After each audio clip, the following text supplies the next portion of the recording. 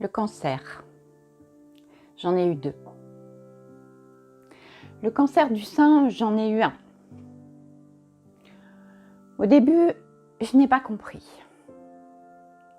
Et puis au fur et à mesure, j'ai cru entendre.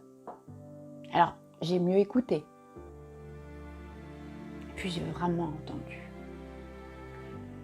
Les cellules de mon corps tout entier criaient, menaçaient. Et chacune d'entre elles ne cessait de m'adresser des messages. Depuis des mois, peut-être des années. Stop, arrête-toi, on n'en peut plus. C'est trop d'excès, trop de trop. Jamais je ne les écoutais. Jamais je ne prenais conscience que je les occultais. Demain, je m'occuperai de moi. Je suis fatiguée, mais demain, je me reposerai. Demain, je mangerai, je m'alimenterai. Aujourd'hui, j'ai oublié. Demain, je m'hydraterai. Pourtant, j'ai soif toute la journée. Demain, j'aurai moins mal. Demain, ça ira mieux. Demain, je serai heureuse. Parce que ce n'est pas le cas actuellement. Demain, plus tard. Quand j'aurai du temps.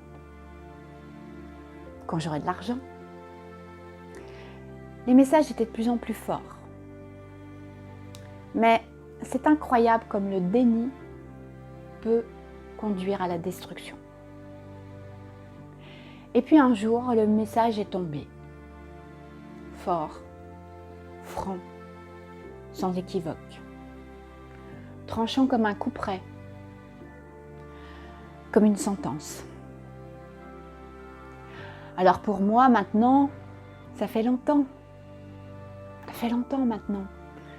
D'autres n'ont pas eu cette chance. Vous voyez sur cette photo, j'avais 47 ans. Et sur cette photo, j'étais en chimio depuis 4 mois. Et vous savez quoi? Rien n'était plus important que de donner le change. Rien ne devait transparaître. C'était tellement important. Mes cheveux. Et pourtant, à 3 chimios hyper lourdes, je voulais encore donner le change. Je voulais que personne ne sache, ne voie, que je n'avais plus de cheveux sur le crâne, sous cette jolie perruque. Je ne voulais pas que l'on sache. J'avais honte. Honte d'être tondue, d'être chauve. Je ne voulais pas que l'on voie.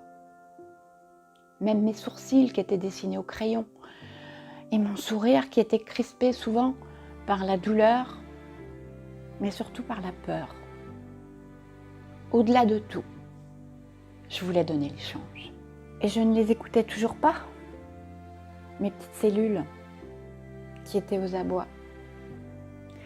Il a fallu 3 chimios de plus pour que je tombe si bas que j'ai bien cru que je ne m'en relèverais pas.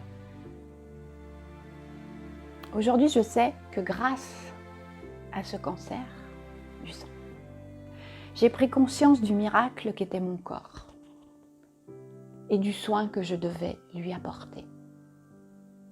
J'ai pris conscience de la puissance de mon esprit et de la croissance dont je devais l'abreuver.